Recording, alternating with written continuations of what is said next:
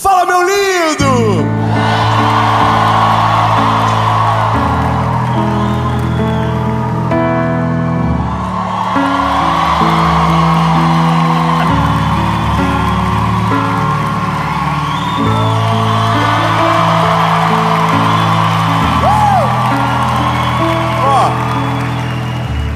A gente não combinou. É que a gente está em Tubarão, Santa Catarina. Irmão, se você não veio para cá ainda, vem. É a nossa segunda série já nessa cidade maravilhosa. E eu tenho certeza que a mensagem que você vai ouvir é uma palavra de Deus para o seu coração. E aí, tá melhorando.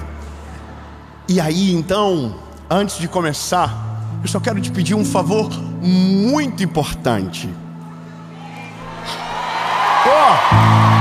Curte o vídeo, comenta, compartilha, manda pra todo mundo.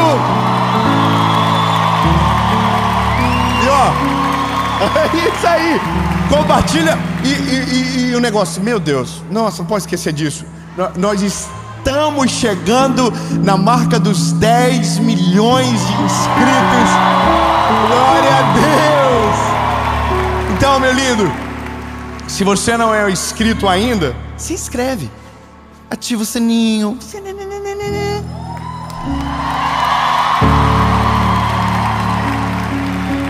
Oh, meu Deus, veio o sininho.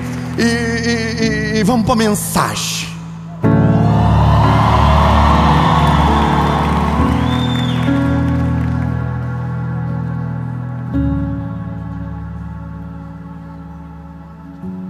A mensagem é uma promessa. Eu vou ser claro. Se você entender a realidade do que Deus tem para você através dessa mensagem, eu quero declarar sobre você, de maneira profética, você, a sua casa, a sua família não serão abalados. Eu vou melhorar, não importa a circunstância, não importa o tamanho da tempestade, não importa o que vier, você não será abalado. Mas veja, para que isso se torne a nossa realidade, a gente precisa entender o princípio que nos assegura a firmeza no meio das tempestades da vida. Eu confesso para você que alguns textos da Bíblia demoram para fazer sentido para nós, talvez pelo tempo, talvez pela maturidade, talvez pela convicção, pela fé. Mas em algum momento da vida, o Senhor nos expõe a algumas palavras que, quando ouvimos, não conecta de primeiro grau ou de primeira vez, sabe? Mas quando o tempo passa, algumas coisas mudam dentro do nosso coração e a gente lembra da mesma passagem e diz: entendi, era sobre isso.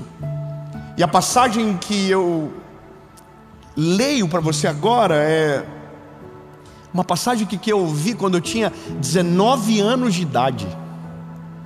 E no dia que eu ouvi, estava tão difícil a minha vida, que não fazia sentido para mim naquele momento. O texto é Salmos 125. Eu vou ler para você. Os que confiam no Senhor são como os montes de Sião, que não se abalam, mas permanecem para sempre. Assim como os montes estão em volta de Jerusalém, o Senhor está em volta do seu povo, Obrigado, André, só você entendeu. Eu acho que nós vamos para Curitiba gravar essa série. Essa mensagem a gente deixa para lá. Irmão, eu vou dizer de novo: os que confiam no Senhor são como os montes de Sião, que não se abalam, mas permanecem para sempre. Assim como os montes que rodeiam Jerusalém, assim é o Senhor Deus em volta do seu povo. Veja, é porque é uma promessa difícil de crer. Que fé é essa? Que mesmo vindo a tempestade, eu não me abalo. Veja, a palavra abalar, ela é sobre estremecer, é sobre perder as forças. E se tem uma coisa que nós, seres humanos, perdemos, é as forças. E talvez isso é mais parte do nosso dia, perder as forças, do que ser verdadeiramente forte. Mas quando eu vejo o salmista dizendo que os que confiam no Senhor são como os montes de Sião, eu sou meio nerd assim. E quando eu li isso, depois de muito tempo e já ter amadurecido na minha fé, eu fui ver o que é o monte de Sião. Que monte é esse que o salmista está falando? Que montes são esses que rodeiam Jerusalém e que simbolizam essa proteção divina sobre nós? E uma das coisas que me marcaram quando eu estava nesse caminho para entender, porque é isso que eu quero. Eu quero viver uma vida onde, mesmo em meio às provações, eu permaneça de pé. Porque quando você casa, não é mais só você, agora é uma esposa que depende de você, é um marido que depende de você. Só que aí vem os filhos, e agora não é mais só uma mulher, agora são crianças que olham para você, e você não pode esmorecer, você não pode parar, você não pode enfraquecer, porque se você enfraquece todos que estão com você. Uma casa enfraquecida é uma casa à beira da ruína. E aí, meu lindo, antes de entender a promessa, eu quero só que você reflita uma coisa: montes não mudam de lugar, montes não desaparecem facilmente. Eu vou ser mais claro: se você passar hoje num lugar e tiver uma árvore plantada, frondosa, cheia de frutos, talvez daqui 50 anos você passe e ela esteja lá ainda, mas talvez a chuva não caiu como deveria, o vento soprou forte demais, uma tempestade gerou uma descarga elétrica e destruiu, e aquilo que você viu foi destruído. Agora, um monte não. Se você passar na frente de um grande morro hoje, os seus netos irão ver o morro, os seus bisnetos irão ver o morro. Lindo, eu vou melhorar. Se você for no Everest hoje, ele está lá. Mas se você fosse há 100 anos atrás, ele estaria lá. E se os seus tataranetos forem lá, ele vai estar lá. Porque monte é sinal de permanência. Então, quando Deus está falando sobre os montes de Sião, é porque hoje, mais de 2000 anos, se você for em Israel, lá está o monte Sião de pé. Oh, meu lindo, eu quero que você entenda, não é sobre o monte Sião, é sobre você. Não, eu vou melhorar. Fala para o irmão que está do lado: é um monte você. Se você confiar no Senhor, você vai prevalecer, você vai se estabelecer, você não vai ruir, você não vai...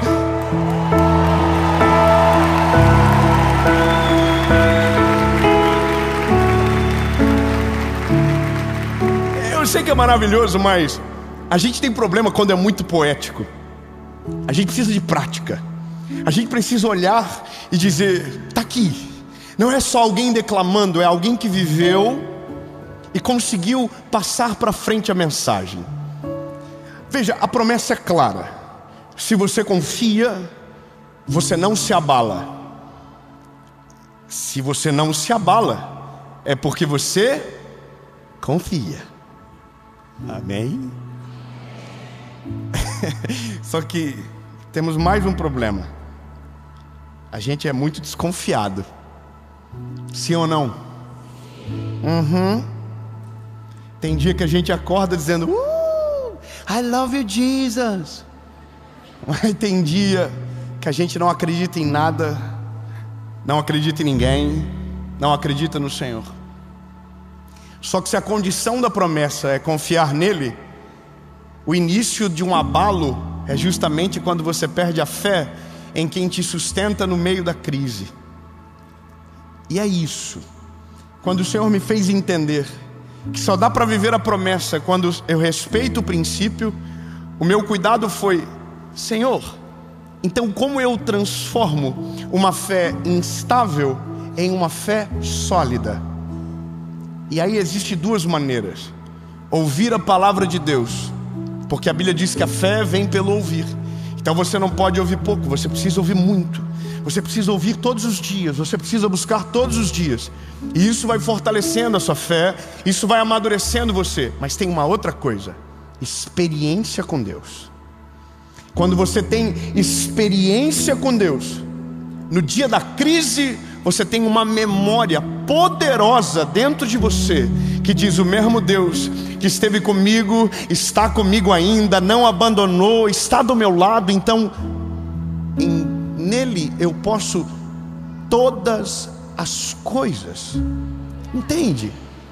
A prática do texto, para mim, uma das histórias mais marcantes da Bíblia, porque sou pai e tenho uma menina além dos dois garotos, é o texto de Jairo. E eu vou ler rapidamente para você. Marcos capítulo 5, verso 34 diz: e ele disse: filha, a tua fé te salvou, vá em paz. Esse é um outro milagre. É um milagre que antecede a uma notícia. Aí a Bíblia diz: enquanto ele ainda falava para a mulher, vieram alguns da casa dos governantes da sinagoga, a quem disseram: a tua filha está morta, porque ainda incomodas o mestre. Mas Jesus tão logo ouviu essas palavras e disse ao governante da sinagoga: não temas, crê somente. Posso ouvir só um amém? Não tenha medo, continue crendo. E ele não permitiu que nenhum homem o seguisse a partir de então, senão Pedro, Tiago e João, o irmão de Tiago. E tendo chegado à casa do governante da sinagoga, viu o alvoroço e os que choravam e pranteavam muito. E ele, entrando, disse-lhes: por que vocês estão chorando? E a menina não está morta, ela apenas está dormindo. Amém, porque não é você. Irmão, amém, porque não é a gente na pele. Amém, porque não é a nossa filha. A história para mim é muito clara. Eu consigo ver acontecendo com os meus olhos. Se eu fechar os olhos, eu vejo a cena. Um pai angustiado, um pai desesperado, com uma menina de 12 anos dentro de casa morrendo. Veja, não é uma história breve, é uma história de 12 anos. É a sua filha que está lá. E você pediu uma visita para viver um milagre, e você vai viver um milagre. Quem você pediu para dar a visita vai visitar você. Veja, Jesus disse: eu vou. Então agora você descansa, porque aquele que pode está indo na tua direção. Só que enquanto ele está indo, uma mulher interrompe, toca toca no manto de Jesus. E a Bíblia diz que ela tinha uma doença há 12 anos. Não é coincidência pura. Alguma coisa está intrínseca no texto e às vezes a gente escapa sem entender. Mas o tempo de vida de uma é o tempo de doença da outra. Deus é o que sabe a urgência, o tempo e as estações de como vai fazer. Só que veja, Jesus está falando com a mulher. Jesus não está olhando para o Jairo. Jesus não está falando com o Jairo nesse momento. Ele está dizendo para a mulher: ei, linda, a tua fé te salvou. Só que enquanto Jesus está falando com ela, a Bíblia diz que os rapazes da sinagoga chegam para Jairo e dizem: ei, acabou, a menina morreu, não incomode mais o mestre.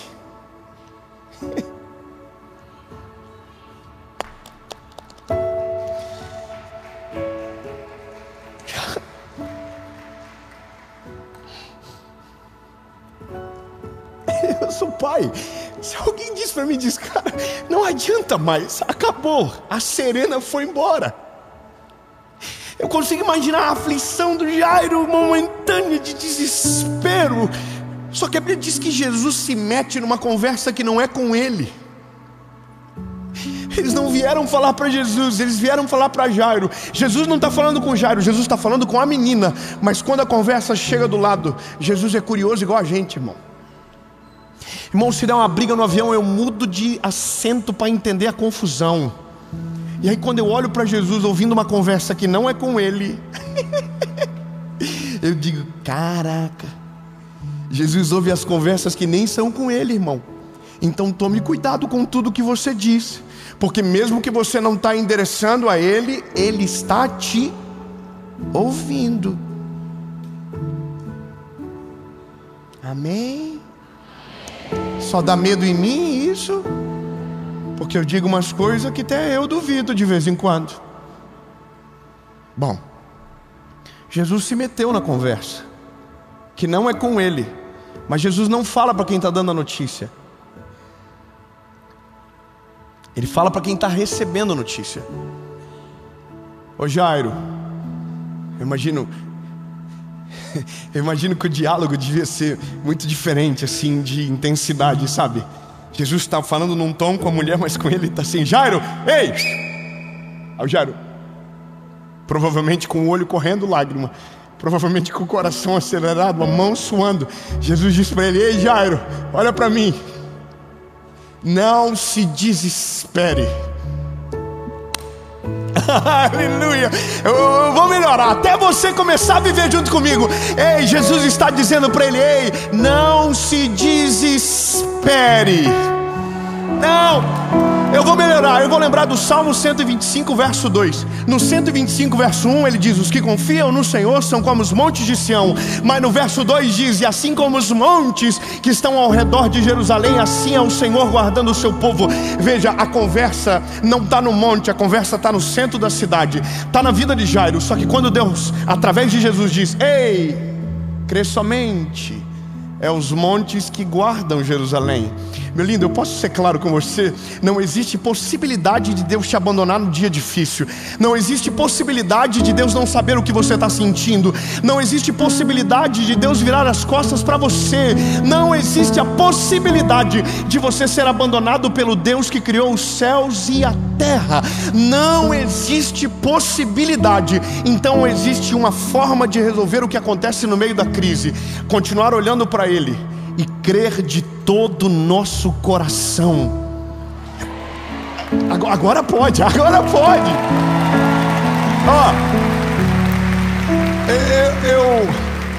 eu começo a entender o que vai acontecer, porque se conheço o Deus que está na história, eu já sei como a história termina. Quando Jesus diz: crê somente, eu já digo assim: vai curar. Irmão, eu não sei você, mas eu vou assistir filme, eu começo o início do filme já tentando imaginar como vai ser o final. E quando eu tento descobrir o que é o final, normalmente eu me lasco no fim, porque é totalmente diferente. Você cria uma expectativa, o final do filme chega e a expectativa não se cumpre. Só que com Jesus, a expectativa não é alterada, ela cumpre o que a palavra diz que ela é. Ai meu Deus, eu vou ser melhor. Lindo, a história de Jesus está na palavra, e a Bíblia diz que Ele vela para cumprir a sua palavra. Ou seja, Deus não trabalha com surpresa, Deus está cumprindo aquilo que Ele prometeu na palavra.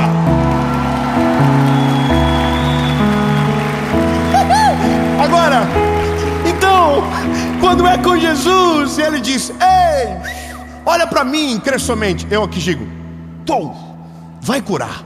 Só que agora a menina morreu, o Jairo está desesperado, e Jesus diz: ei, bora, vamos junto, vamos lá. Não vem ninguém comigo, a multidão toda assim: mas eu queria ver. Sai fora. Tem horas na vida que é melhor que Jesus tire todo mundo de perto, para que não tenha poder de fazer a gente desacreditar do que Ele tem poder para fazer na nossa vida. É como se Ele fizesse assim, colocasse a mão em nós, e todo mundo que a gente viu a vida toda desaparece do nosso lado, porque Ele está chegando para fazer o milagre. Ele está blindando o teu coração. Quando Jesus diz: olha para mim, Ele diz: não olha para quem está te dando a notícia, olha para mim, Jairo. Às vezes a gente está muito mais preocupado com o diagnóstico do que com o poder que Deus tem para fazer todas as coisas. Às vezes a gente está olhando muito mais para as notícias, para a crise que é iminente, mais do que para o Deus que pode fazer todas as coisas. E esse é o nosso problema, o nosso olhar não está nele. Então não tem como viver o Salmo 125, porque o nosso olhar não está nele. E tem mais um problema: quando a notícia chega, a primeira coisa que ela rouba da gente é a nossa alegria. E quando perdemos a nossa alegria, nós perdemos tudo. Nós não conseguimos mais crer, nós azedamos, nós amarguramos. E aí é onde surge os doentes emocionais da nossa geração, que perderam a alegria. Meu lindo, deixa eu liberar uma palavra de Deus sobre você. Não perca a sua alegria, não perca o brilho dos teus olhos. Continue olhando para Jesus, continue crendo. Eu sei o que você pensa, mas Dave, você não está no meu lugar, você não sabe o que eu estou passando, você não sabe o que eu estou sentindo. Meu lindo, mas eu quero que você saiba que eu não estou te dizendo baseado no que você está vivendo, eu estou dizendo baseado em quem Deus é. E Ele é poderoso para fazer todas as coisas. Ele é poderoso para reverter o diagnóstico. Ele é poderoso para abrir portas que ninguém tem poder para abrir. Ele é poderoso para fazer tudo aquilo que te prometeu. Então, lindo, continue crendo. Agora, se você supera a primeira fase, a segunda fase traz para você uma experiência sobrenatural. Você não desiste, você continua crendo. Então agora vem o sobrenatural. Eu vou te falar uma coisa. Ano passado nós estávamos em Israel, nesse mesmo período que estamos gravando agora. E no dia que estávamos no Mar da Galileia, gravando uma série, um casal veio pedir uma oração específica. E a oração específica era: eles estavam renovando os votos. Incrível, renovar os votos na frente do Mar da Galileia. E eu já estava... Aí eles disseram para mim: mas tem um sonho que há muito tempo a gente deseja e que ainda não aconteceu. A gente quer ter um filho, mas a gente não pode. Quando ela disse não pode, eu já lembrei do final do filme. Ah, meu Deus, vamos de novo. Quando ela disse não dá, eu lembrei de alguém que faz dar.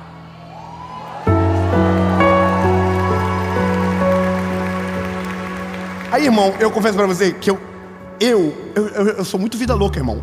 Eu já tô falando, dá até um nome pro bebê. Quando me fala uma coisa dessa, eu já tô assim: vai ter nome, já dá nome, já prepara. Porque eu creio.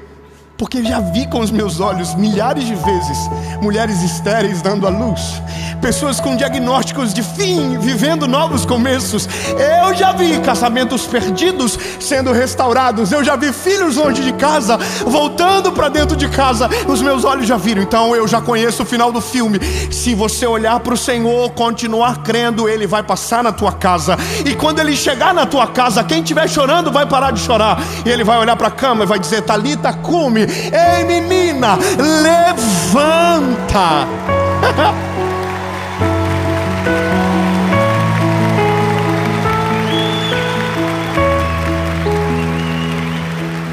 Então agora, eu sei o final da história, mas eu também já sei o final da história da mulher de 1 ano atrás. O filho dela já nasceu. O filho dela já tem mais de 2 meses de idade. O filho dela tem um nome. Aleluia! Então, lindo, eu quero lembrar você, não importa a circunstância, não importa o tamanho da tempestade, há um texto que te defende a curto, médio, longo prazo. Os que confiam no Senhor são como os montes de Sião, que não se abalam, mas permanecem para sempre. Assim como os montes estão em volta de Jerusalém, o Senhor está em volta do seu povo. Então, lindo, você não será abalado. Tudo aquilo que Deus tem para fazer na sua história vai acontecer. Não importa o tamanho do milagre, o Deus que faz é maior do que a provação que você vive e tem poder para fazer todas as coisas. Então, olhe na minha baguinha do olho. Você não será abalado.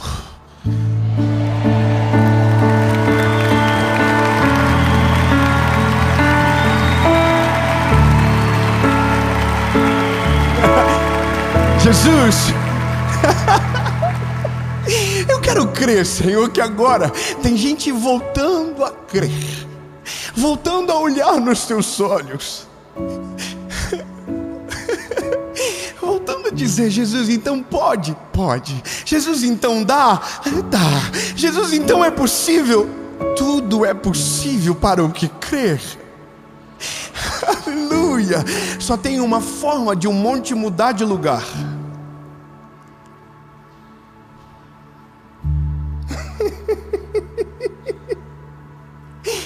É que tem uma forma de um monte mudar de lugar. Eu sei que a gente começou a mensagem dizendo que montes não se mudam, mas tem uma forma de um monte mudar de lugar. A Bíblia diz: se você tiver fé do tamanho de um grão de mostarda, você vai dar a ordem para o monte e ele vai mudar de lugar.